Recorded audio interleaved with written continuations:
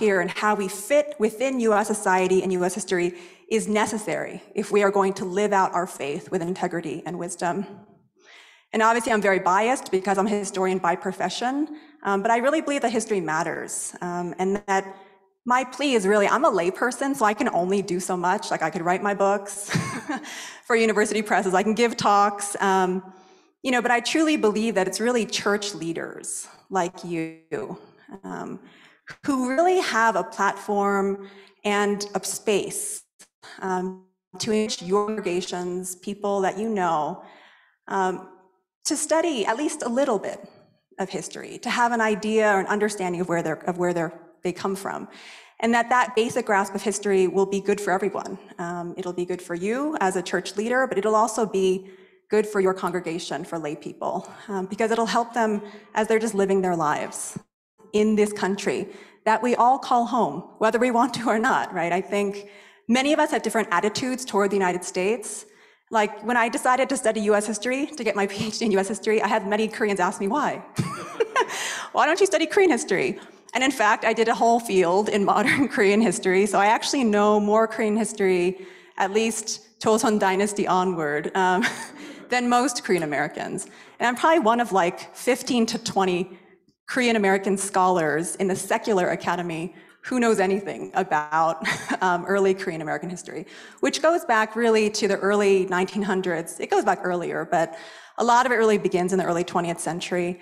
And there aren't that many people who even know that history to begin with. But it's a really wonderful history, so I want to share a little bit of that with you and then share a little bit more about how Korean Americans fit into Asian American history, which I think is a lot of what we've heard from Russell, thinking about kind of how people outside the community might not distinguish, right? We might know that we are Korean American, but to some person on the street who's non-Asian, whatever, right? So there is a racialized lens through which many non-Asians view Korean Americans and other Asian Americans and have historically in the United States. I'll talk about that too. All right, so as a second generation Korean American, I learned almost nothing about my history before I went to college. So I learned some Korean history in 한국학교, so 삼국시대, 백제신라, unified 신라. And, that was about as much as I knew. And I knew some things from my 할아버지 and 할머니 who had lived during 일제시대 and who spoke, right, Japanese. And so I'd heard a lot from my 할아버지. But, that was as much as I knew. I didn't learn much Korean history in my Korean church. And then American schools taught almost nothing about Asian American history, especially where I grew up in New Jersey, Bergen County, New Jersey, in the 90s.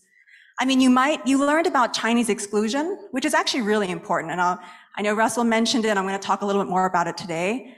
But you learned very little about Asian American history, much less Korean American history, which is a very small portion of Asian American history. So I went to college with Sam at Yale, and I majored in religious studies because at first I wanted to study the Protestant Reformation. And my dream was to become a history professor. So actually, I wanted to be a history professor since I was in high school because I had a really great history teacher named Dr. Michaels, and that's a lot of the reason why. But then in my sophomore year of college, I took an Asian American history class, which is not very common. Even now, places like Yale, places like Harvard, they don't really have much in this area. There's maybe a couple people who teach Asian American history, but where I live now, California, there's just so much. Dr. Russell Jung, he's part of an Asian American Studies department, right? A whole department with a lot of faculty members. But on the East Coast, it was not very common. But in that Asian American history class, I saw my family's history reflected in the classroom for maybe the first time in my life. And the things that I remember were the 1965 Immigration Act, which, if I'm not mistaken, most of you probably came under some provision of the 1965 Immigration Act. As I mentioned earlier, my parents immigrated in 1975. My mom was a nurse trained in South Korea. She and my father got married in Seoul, December 1975, and then immigrated a few days later. And then over the next few years, they brought my 할머니, my 외할머니, my 할아버지, 삼촌, 고모, 이모, right? People came over the 1970s, 1980s, even into the 1990s. And that was all under the 1965 Immigration Act. And so learning about that law in the classroom made me think, I can actually see my family in US history. And I can see how this law actually shaped my entire family's migration story, when they immigrated, how they immigrated, what their experience was like. And so I was really interested in immigration law, 이민법, because it was just, to me, it felt very real, because I could see it. And in my church, I could also see other people and how they had been influenced by this law. The other thing I remember in these classes is I learned about the important role of US missionaries, and specifically Presbyterian missionaries, in the history of Korean immigration to the United States. So I learned about the Underwoods, the Moffats, the McCunes, and others. These are some of the major missionary families. I've been in McCune's papers, like I've written a paper on McCune. So I'm one of the McCunes. And so I learned, a little bit more about how Koreans first came to the United States. And maybe we can go to the next slide. So I think that Korean American history, there are some great resources. USC has a Korean Heritage Library, which has a lot of photos online, which anyone can access. And there's a lot of photos of the Dongnip, so the Korean independence movement. And, very early on, Koreans were a really small community. Before 1965, there were fewer than 10,000, and most lived in Hawaii. The majority lived in Hawaii. A few thousand lived on the US mainland, mostly in California, but also in college towns in Ohio, New York City, and other parts of the country. And the first Koreans arrived in Hawaii in 1903 to 1905 because of missionaries. Because one of the Underwood children made a deal with the Hawaii sugar planters that helped recruit Korean workers to the Hawaiian Islands to work on sugar plantations. So this is a really interesting case where Christianity and capitalism became entangled in the early 20th century. So about 7,000 Koreans had come to the US by 1905, including 600 women and 460 children, which is very unusual because I don't know if you know anything about Chinese American immigration, but a lot of that migration was heavily male, heavily male. This was heavily male as well, but there were some families created. And Japanese colonization shaped Korean immigration from early on. So the reason Koreans stopped coming in 1905 was because of the Japanese. The Japanese stopped Koreans from leaving the peninsula. Then in 1907, the US and Japan signed a special agreement because the United States, there was a lot of anti-Japanese sentiment, and people in California, particularly white workers, did not want more Japanese coming to the US. And so there was a treaty between the US government and the Japanese government that said the Japanese government will restrict Japanese workers from coming to the US. And the reason why that matters to our story is that because by this time Korea had come under Japanese influence and rule, Koreans were also cut off from immigrating to the United States. So the only people who were really able to come to the US, Koreans, before the 1960s were largely students, short-term migrants, visitors, diplomats. So people like Lee Seung-man, right, who came as a visitor, he came as a student, then he later stayed for many decades. So those people were the exception. There was a really small number of Koreans coming to the United States.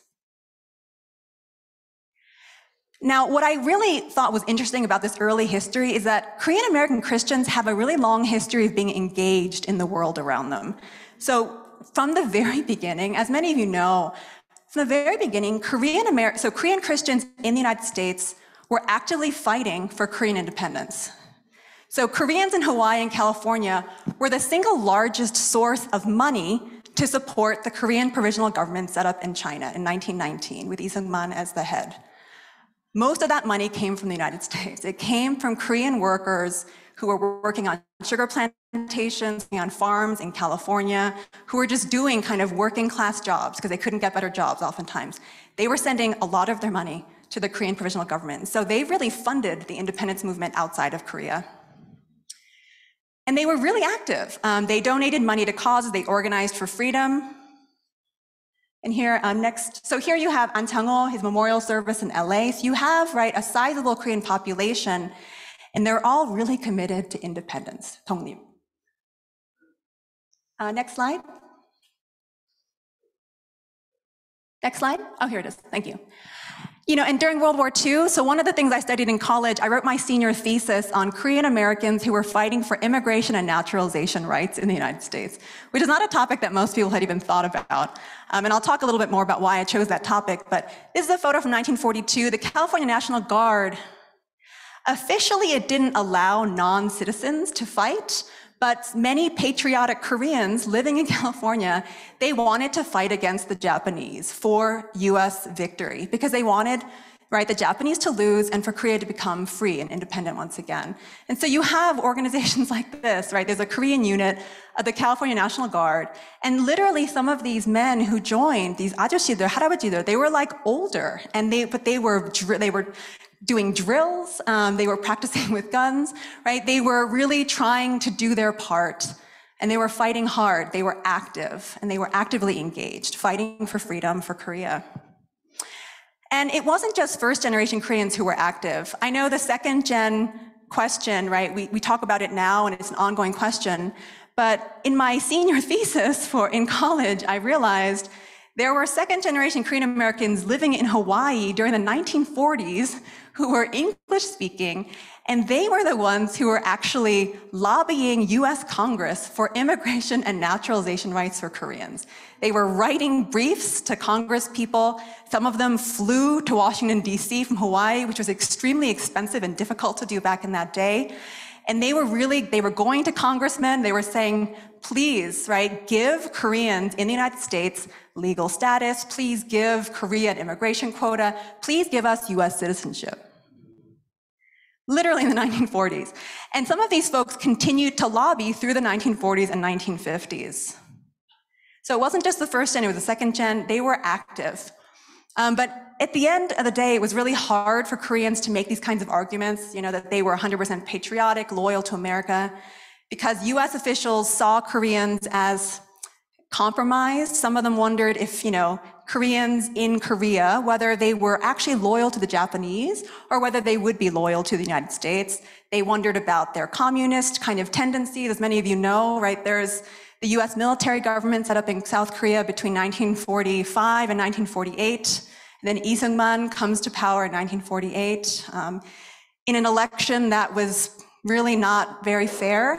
And there's a whole story, there's a whole history here. But throughout this entire period, I've spent a lot of time with these Korean newspapers. So Koreans in Los Angeles, San Francisco, and Hawaii, they were writing articles. They had whole newspapers. There's one called Korean Independence. There's Sinan Minbo, New Korea. And they're basically writing, they're writing letters to Congress. They're writing letters to President Roosevelt, asking, could you please make sure that Korea is given its independence? Can you please make sure, that Koreans have freedom? And Koreans in the United States, please make sure they have rights. And they're active throughout this entire period. And after World War II, some of them are even critical of the US military government in South Korea. And that, of course, gets some of them into trouble. So I've studied a lot of this. I actually wrote chapters about this for my dissertation. They didn't make it into my book, but I've published some of this elsewhere. But there's so much rich history, and that's all part of our history. And this is a very engaged and socially and politically active Korean American community, literally from 1905 through the 70s, I don't know, through today in some ways, but the people that I'm writing about largely, it's 1905 till about the 1950s or so, and things become very difficult during the Cold War. Next slide. And there are particular people who are really important in this history, and I feel like, Mary Peck Lee, has anyone ever heard of Mary Peck Lee? Oh, awesome. Oh, that's amazing. So I read the autobiography of Mary Peck Lee. She wrote a book called Quiet Odyssey. I read this in my sophomore year at Yale in an Asian American history class, because this book actually gets assigned in Asian American history classes. It is the first autobiography written by a Korean American woman in English, and it was published in the 1990s. And Mary Peck Lee, she still has relatives living in Southern California. I've emailed with a number of them. I just wrote a piece about her for a book that's coming out next year. She's a pioneer. So she comes at the age of 5 to Hawaii with her family. Her family in Korea, they're from Pyongyang, and they had become Christian And her grandfather and her father were baptized by Presbyterian missionary Samuel Moffat. So they were closely tied, right, to missionaries in North Korea, in Pyongyang. And so she's one of the few children, the few hundred children who come to Hawaii. Her father works on the sugar plantations for a year, then they move to San Francisco. And if you read her book, which I would really, advise or recommend that anyone do, her experiences are really telling because they remind us that anti-Asian violence, anti-Asian racism, that these are not new. Her and her family, they arrived in San Francisco in 1906. I mean, from the very start, they were told people actually met them at the San Francisco harbor. They got off the boat, she tells the story, and there were people at the dock basically saying, go home, nobody wants you here, go back, right? So that's kind of her first taste of the US mainland. Her father had a really hard time getting even menial jobs, and so her family was poor throughout her entire childhood. Her father worked on farms, he worked in kind of factories in California, wherever he could get a job. And even in the classroom, when she went to majority white schools, she was regularly called gook. Teachers called Korea a barbarian country, right? And this is in the 1910s, 1920s.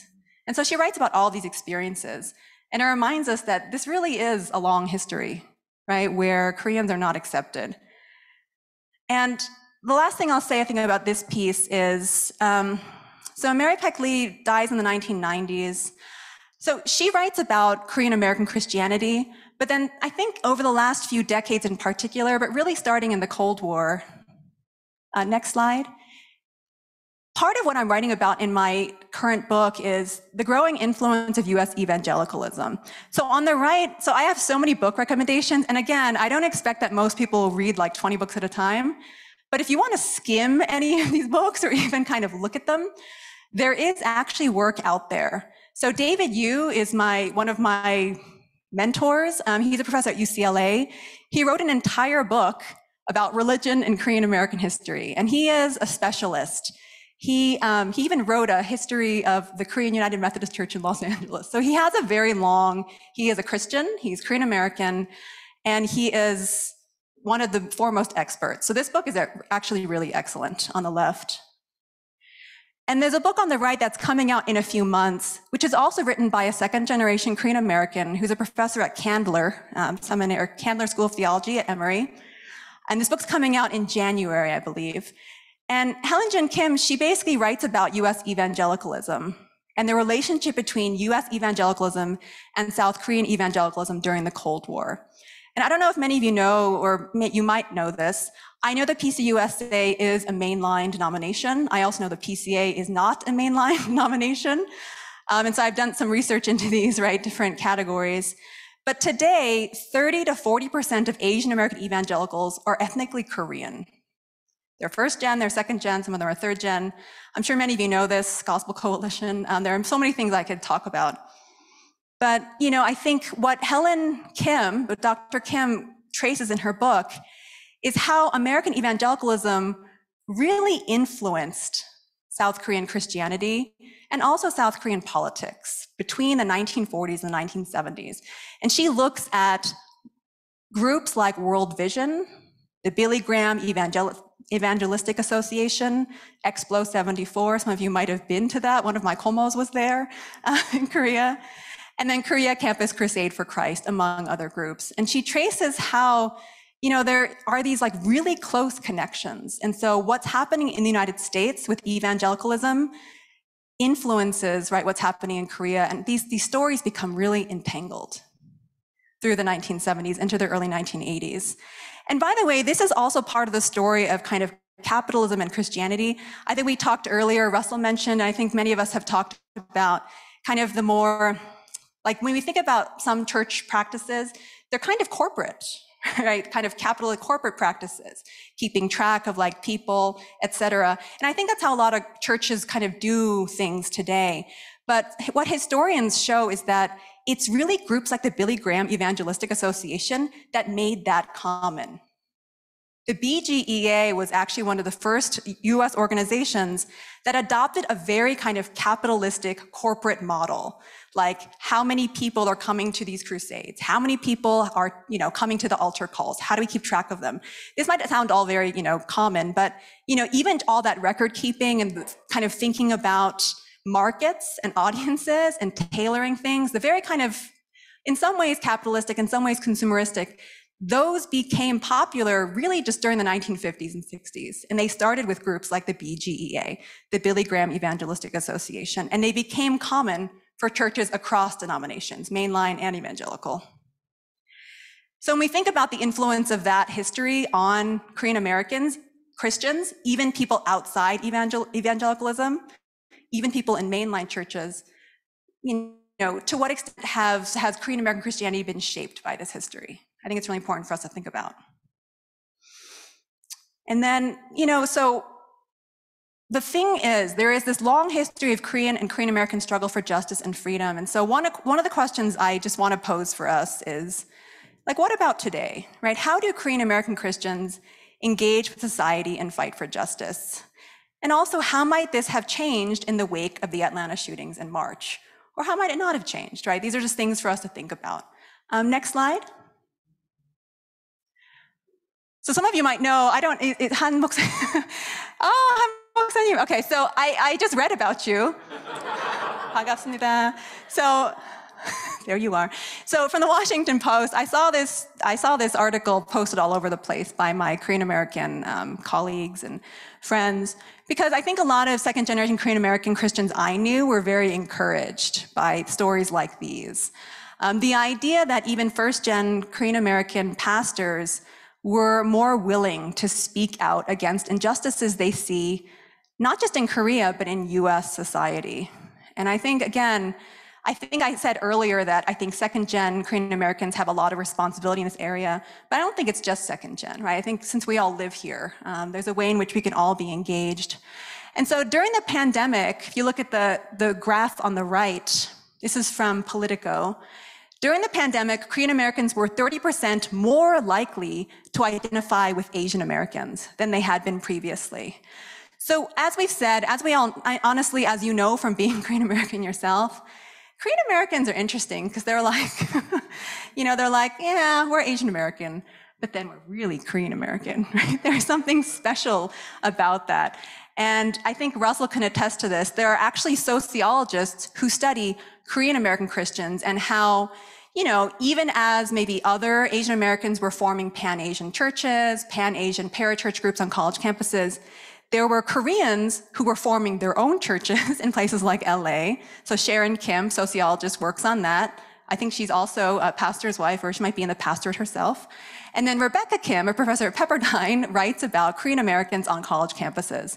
And so some of them joined Asian American fellowships, some of them joined, these things, but some Korean Americans just decided to form their own. So KCF, or whatever it looks like, KCM, right? There's different acronyms on different campuses. So, it's interesting to think about the extent to which Koreans do or do not identify with other Asian Americans, and how this might change, or how this might be a moment, an opportunity to kind of think about those questions and maybe even forge more solidarity with other Asian Americans, knowing that in many ways we share some of the same struggles today, anti-Asian violence, etc. And actually, this is my plea for us, that Asian American history is actually it's actually our history too, in the United States. And it will shape your life. It already does shape your life, and it shapes the lives of your children and grandchildren every day. Next slide. So this is what I normally present in some of my talks, because this is kind of an overview of Asian American history, kind of the big themes that I see as important. I'm going to talk about these more briefly. The first category, perpetual foreigner, I think Russell did a really good job talking about kind of how we can reappropriate, right, this idea, and how we can embrace this idea in our Christian walk. But my question as a historian is, where does that come from? Why are Asian Americans not seen as American? And I think many historians and scholars argue that there is a lot of influence in the law, right? That for most of US history, Asians were barred, 금지. They were not allowed to immigrate to the United States. So before the 1960s, very, very few Asians immigrated because of the laws. And these were race-based laws. This was not just, oh, it was race-based. It was Asians in particular were singled out. And before 1952, people of Asian descent who were not born in the US could not become US citizens. So for most of American history, foreign-born Asians, people born outside the United States, were not able to become US citizens, and they could not enter the United States for long-term immigration. They could visit, they could kind of be here for a few years to study, but then they had to go back. And that has very long-term consequences, I think, for how many Americans, even today, non-Asian Americans, right, think about Asians, right? There's a long history of laws that have informed, right, how they're viewed. And we'll go to the second. The second is, right, why are Asians so successful, especially compared with other minority groups? We've talked about the model minority. I want to talk a little bit about, I want to dig a little deeper into what that actually does. And the third question is what is our identity and how does it propel action? So the Asian American movement of 1968, which, has anyone ever heard of the Asian American movement of 1968? Yeah, so I did not learn about this movement until after I finished my PhD. I think I might have heard about it, but I did not study this. No one taught me this at Harvard, nobody. But this 1968 Asian American movement is what created the department that Russell Jung is a part of. The Asian American Studies department at San Francisco State exists because there were students and other, including clergy folks, who were protesting and demonstrating in the fall and spring of 1968, 1969. And it's because of their protest and their demonstration and their activism that UC Berkeley, so University of California, Berkeley, and San Francisco State University created ethnic studies departments, including Asian American studies. And that is where that entire movement started. So it's incredibly important, I would argue, to our history. So let me just talk about this a little more briefly. Next slide. Next slide. Right, so these are the laws. And the thing that I'm going to say here, Chinese exclusion in 1882 is incredibly important, but it's the beginning of a longer story. And this is the story that I look at in my first book, right? So I look at how exclusion laws that targeted Chinese and kept Chinese out of the country were actually expanded to bar all Asians by 1924. So I look at that history and why that happens. Next slide. And I also look at the history of US citizenship, just to give you a sense of what we're talking about. Literally, this is a legal history, a legal timeline of what happens. And here I'm just going to highlight 1898. So there are, right, the reason why your children, for first-gen folks, the reason why your children, 미국에서 태어난 like 한국 사람들, the reason why they can be US citizens is because in 1898, a Chinese American cook from San Francisco, he was born in the US, was a citizen by birth, left the country to go to China to visit. When he came back, US immigration officials said, no, you cannot come back in. But then he sued. He sued the US government, and his case went all the way up to the Supreme Court. And his name is Wong Kim Mark. And it's because of him, it's because of his kind of legal activism that today all persons born on US soil are automatically US citizens. So this is one way that our histories, right, Korean American histories are inextricably entangled with other Asian American histories, because so much of our histories are just, I mean, we owe a great debt to the activism of other Asian American groups, Chinese and Japanese Americans particularly, but Filipino Americans and others. Because a lot of what Korean Americans gained was because of the activism of these other communities. And so like I said before, 1952 is when the US removes all racial restrictions to US citizenship. And by the way, they don't do that because all of a sudden the US government says, oh, we're racist, we should really stop this. They do it because in 1952, the Cold War is in full swing, and US lawmakers are worried. They're worried that if they allow these Chinese, Japanese, Filipino communities to just be kind of unassimilated, not able to become citizens, not able to claim rights, If they leave them there, those people might become communist. So the 1952 law, it's because of anti-communism. It's a national security measure. It's not because, right, of some kind of big shift in attitude. Although there were people, like lawmakers and others, who were in favor of this on anti-racist grounds. So there were some people who were, right, motivated by those intentions, but not the people who actually made it happen. Next slide. Yeah, and so this is basically my book, literally chapter 1, chapter 2, chapter 3, chapter 4. I basically look at the people who lobbied to make these laws possible. So I look at Chinese Americans, Japanese Americans, Filipino Americans, and Indian Americans, as well as others. Korean Americans play a small role in these histories, but a lot of these campaigns, like I said, they're spearheaded by groups that had been in the United States longer, who had English language literacy, who had some political connections, and were able to forge partnerships with lawmakers. The Philippine and Indian governments in Asia were also really involved in this story, which is why my first book is an immigration history, but it's also a foreign policy history, because I was technically trained as a diplomatic historian. And 65, this is the law under which, oh no, you can go back, 65. This is the law under which, right, the majority of us come, including my parents. And again, this is an ambivalent story because I don't know how many of you know this, but Congress does not pass this law so that more people from Asia and Latin America will come. In fact, Congress writes this law very carefully, and they say two things will let people in. Number one, job skills, right? So if the Department of Labor says we need more people in these fields, like nursing, like medicine, like engineering, right? Some pastors also came under the 65 Act, as well as many of you know. So in these groups, you know, these people can qualify for visas. And then the other category, which is actually the bigger category, is family reunification. So as many of you probably know, I mean, like I said, my parents, everyone came through my mom, everybody. Right, but in each of your families, if you came under the 65 law, you could probably trace it back to the first person, because the first person sponsors family members. So that's why, you know, 우리 엄마 was able to bring 할머니, right? That's why. It's because of the family reunification provisions. But what's really interesting is those family reunification provisions, Congress put them in there, particular congressmen put them in there because they thought, the majority of immigrants to the US, the majority of the population is European American. So if people use the family reunification provision, most people coming will be European American. So that was actually something they wrote into the law. The problem is European people did not come. They did not want to come to the United States. So the people who came and took advantage of this law were from Asia and Latin America. And so since 1968, when this law took place, the majority of immigrants, right, coming in every year have been majority non-white, majority Asian and Latin American.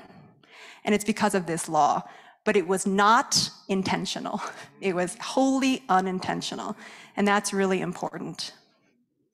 So by the way, a lot of the things that you see today about closing loopholes, reforming immigration law, some folks who want to reduce immigration levels, right, they're basically talking about reforming this law because they see this law as bad news. Because this is still the basis of most immigration law today, even today, 56 years later. Next slide. And this is why, right, it's because of these laws. It's the reason why the Asian American population was so small before the 1970s. During the 1970s, the Asian American population, right, it basically more than doubles. And then it almost doubles, does it double again? Yes, it almost doubles again in the 1980s. And into the 1990s, there are still more Asian Americans coming. And this is really interesting because it changes a lot about the Asian American community. Next slide. So here's another, right, graph. These are wonderful graphs. Next slide.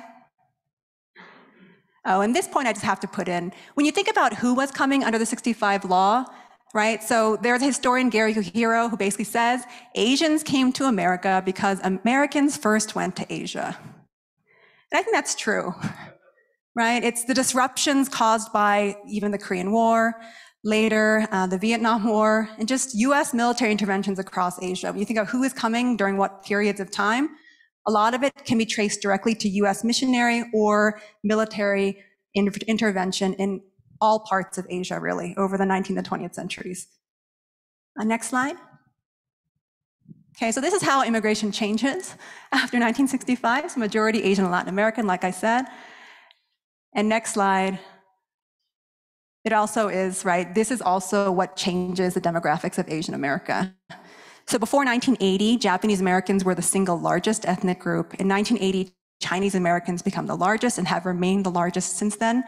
I believe in 1990, Filipino Americans become the second largest, and I think South Asians are now the third largest. So things change over time, right? And then you have Vietnamese Americans, Southeast Asian Americans, right, coming in the 1970s and after, and then Korean Americans are part of this story as well. In my last few minutes, let me just talk briefly about what I believe is a really important part of the story that most people outside of academia probably don't know much about. Next slide. It's this, the model minority. I hate the model minority because every conversation, even among scholars, it's like, people who study Asian Americans are like, oh, I don't want to talk about this anymore. The thing is, it's actually really important because I think it frames, since the 1960s, it's really framed how most non-Asian Americans see Asian Americans, including Koreans. The thing that I want to emphasize for us, because I think this part most people don't realize. So the model minority, this is why historical context is so important. The model minority became popular, applied to Asian Americans in the mid-1960s through articles like these. This is a New York Times publication on the right, and on the left, a US News and World Report. So these are both written by, one's by a white scholar and one's by a white newspaper writer. If you actually read these newspaper articles, one's about Japanese Americans and one's about Chinese Americans. If you actually read them, you realize that the model minority, talking about Japanese, Chinese Americans, how they succeeded, the articles aren't really about Asian Americans, right? Rather, you see on the left, for example, at a time when it is being proposed that hundreds of billions be spent to uplift Blacks and other minorities, the nation's 300,000 Chinese Americans are moving ahead on their own with no help from anyone else. And there's a similar kind of narrative in the Japanese American story. It's like, oh, Japanese Americans, they were incarcerated even in the 1940s, but they've recovered. Why? Because they have good values, because they value family, they study hard, they don't complain, they're quiet. But if you actually read the articles closely, you realize that the articles are actually about African Americans, because this is the height of Black power. And so there are a lot of US lawmakers and US politicians and elites who didn't like how Black Americans were being very demanding, right? They were demanding greater state support. They were demanding greater rights. And so the model minority is useful for folks like these, many elites. And they began to use the model minority, so it becomes a strategy of using Asian Americans to make an argument about Black Americans. So the roots of the model minority are anti-Black. And that's a really important thing for us to know. And this, it basically sets the stage for a lot of enmity. And there's already antagonism. So part of what I write about in my first book is how Black civil rights activists come into conflict with Asian American immigration activists in the 1940s and 50s. So it's not new, right? I'm not saying that interracial tension is new. It's not. But the model minority exacerbates it. It makes it even worse because these arguments basically pit Asian Americans against Black Americans. And again, it's not really about Asian Americans. It's about using Asian Americans to make an argument about Black Americans, to critique them, to say the reason why they're not doing better is because they don't value family. They don't work hard enough. But these articles, interestingly, they don't talk a lot about slavery or Jim Crow. And this is what historians mean when they talk about structural historical racism, systemic racism. And I think Russell talked about this yesterday. There is interpersonal conflict, and that is, right, a more kind of personalized racism. But when historians talk a lot about racism, it's about structural racism, racism in the law. Laws that bar Asians because of their race. Laws that enslave Black Americans because of their race. Right? This is what we call structural racism. And these arguments of minority erase structural racism.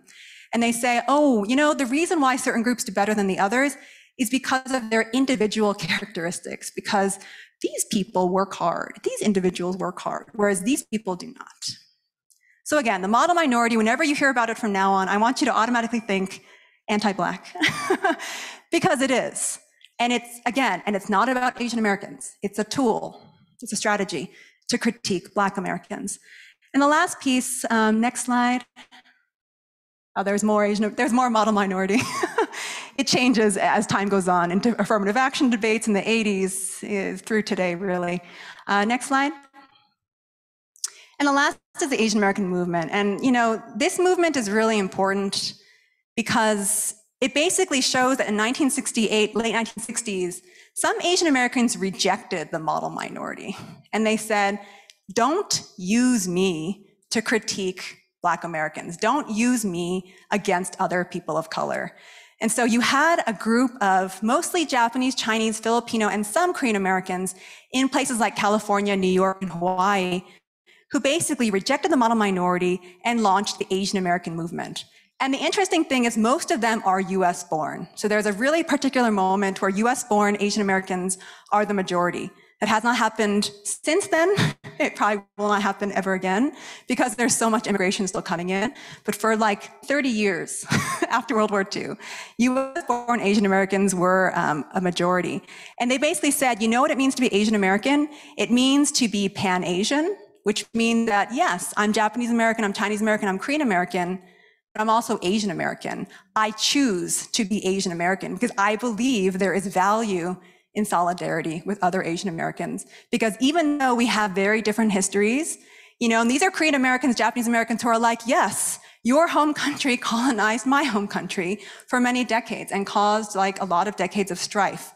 But we're in the United States now, and we're living in a different place, and we understand that history of our ancestors and of our parents and grandparents. But in the United States, we have a lot in common, and we have a basis for solidarity. So they're Pan-Asian, they're also interracial. So they basically, this group of activists said, you're not gonna use us against Black Americans, we're going to be in solidarity with Black Americans, Latinx Americans, Indigenous people. And the final is transnational solidarity. So this is a group of Asian Americans who said, you know what, the people that US soldiers are killing in Vietnam, they look like me. They look like my father, they look like my mother, they look like my sister. And so I'm going to be in solidarity with them as well. And so this is, I think, today when we use the term Asian American, it's changed in a lot of ways. It's become like a descriptor, right? So you describe people like, yeah, you're Asian American. But in the 1960s and 70s, right, for these activists, it meant something. It was a political project that people chose. They said, again, I believe there's value in identifying and having solidarity with other Asian Americans, and that we can accomplish more together than we can individually. Next slide. Next slide. And so these were some of the folks in the mainline churches. This is groups that were created. Next slide. And it's actually one of the reasons why the Asian American Caucus gets created in Presbyterian Church, as well as in other mainline denominations. And so this is something I've been studying in my work. To wrap up, I mean, I had so much, I had a little bit more, and if you look at the notes that were passed out with today, I had a whole discussion about kind of evangelicalism and how it's become this really politicized identity. And so even if you're not in the evangelical church, even if you're in the mainline church, you know, to be a Christian, you have to kind of engage with what's happening. Maybe I'll just briefly look at this. Next slide. Oh, no, okay, that's a PBS documentary I would suggest you all watch, 5 episodes. Next slide. Next slide. So this whole story, right, when you think about white evangelicals, you see that term a lot in the news because social scientists, political scientists, it's a voting group now. But the thing that I just want to leave us with is the idea that, actually, next slide, let me do this. Okay, next slide. Next slide. So, I mean, the thing that I'll leave you with is this. There may be 2 things. The first is, you know, that question, when did white evangelical, when did that become a political identity? Like, when did it become Christian to vote one way? When did things like abortion, for example, become, right, a Christian issue that you have to vote for one person on? And the answer to that is 1970s, right? So historians have been writing books about this for decades, very carefully tracing the history of political lobby groups like the moral majority. Oh, next slide. I'll come back to this. Oh, there. Maybe leave it here, actually. So the idea that one political party is the Christian party, that became popular in 1979 with the creation of a group called the Moral Majority. And the reason you can see that, right, so it was a very concerted effort by Republican Party strategists and ministers like Reverend Jerry Falwell Jr., or Jerry Falwell of Liberty University. They basically got together and created a political lobby, and they said, you know what, we're going to capture white conservative evangelical voters for the Republican Party. And the reason you know that that just started in the 1970s, and that wasn't something that was always happening, is that in 1976, this was Jimmy Carter. Jimmy Carter was one of the first born-again presidents in recent American history, and evangelicals loved him in 1976, and he was a Democrat, right? He was a Democrat. So the whole kind of the ways that Christianity has become entangled with partisan politics, Republican Party politics, that's very recent. It's very recent. And that's not to say that we all should vote one way or the other. It's to say that I really want you to know the history of what has created the conversation we see today. So when people say, this is the Christian way to vote, that's not necessarily true. There's a history that created that conversation. Why do people think there is a Christian way to vote? Why do people think abortion is the only issue that matters? These are creations of the 1970s, and historians have traced who was actually saying this and how they popularized this narrative and how they got very politically powerful beginning in 1980 and onward. Now, I know I'm at the end of my time, so maybe I'll just skip forward. So that's the Moral Majority. These are the people, Paul Weyrich, and then Jerry Falwell. Right? They're actually people. Like historians, this is what they do. They write books that basically trace, using lots of evidence, interviews, articles, everything. They've traced the history of this, right? This is an actual history that I teach in the classroom that I realize people outside the church don't know what I'm talking about when I say this. And so I want American Christians to know, to understand kind of what created that conversation we're having today about religion and politics. Next slide. Oh yeah, that's the fateful election. Next slide. Oh, there's another one. So Jerry Falwell Jr., of course, is the son of Jerry Falwell. So this history I'm talking about from the 1970s, it traces directly to the present. It traces directly to the present. A lot of the people involved back then are still involved, or their children are involved, like Franklin Graham, for example, of Samaritan's Purse. Next. And maybe the last thing I'll say here is just the very last thing I'll say, I promise, is that, I've been thinking a lot about these questions and what it means to be an Asian American Christian. And it's a hard thing, especially if you are someone who votes in the United States. But even if you don't vote, even if it's just your children who vote, right? You know people who vote in elections, you know people who are more engaged. And I found this study really interesting because of our conversation about anti-Asian violence and the ways in which it's so important to our identity. And so this poll came out last year, and it basically shows that of all the different groups that they polled, right? Literally, they asked everyone, Asian Americans, they asked liberals, Democrats, they asked Black Americans, independents, and others. At the very, very bottom are white evangelicals. So the question was, do Asian people face a lot of discrimination? 92% of Asian Americans say yes. 35% of white evangelicals say yes, because they don't necessarily see anti-Asian racism as a problem. And so these are things for us to just think about. And again, in closing, as a historian, I have my own views, clearly. But the thing that I want for the Korean American church is just to be informed. You don't have to read 20 books. You don't have to spend 10 years writing a book like I do. But even if you just kind of educate yourself and encourage your church members to read books together, to do study groups, like book discussions, book groups. There are so many good books out there that engage history.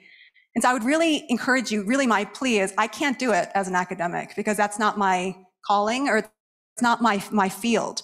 But as church leaders, you are in the position to do this, right? To create spaces for your congregation, for your lay people, for your church members to really understand and get a better understanding, right, of how they fit into US society and how they fit, right, in these histories. And just to kind of create a church that knows, right, that knows the Lord, but that also understands that knowing the Lord also entails some responsibility, right, to engage with society and to make the society, American society, the society we all live in, right, a place that, I don't know, is more pleasing to the Lord, right? So to really help your church people kind of become more informed, right, in ways that please the Lord. That's my real prayer for us and for the Korean American Church. Thank you.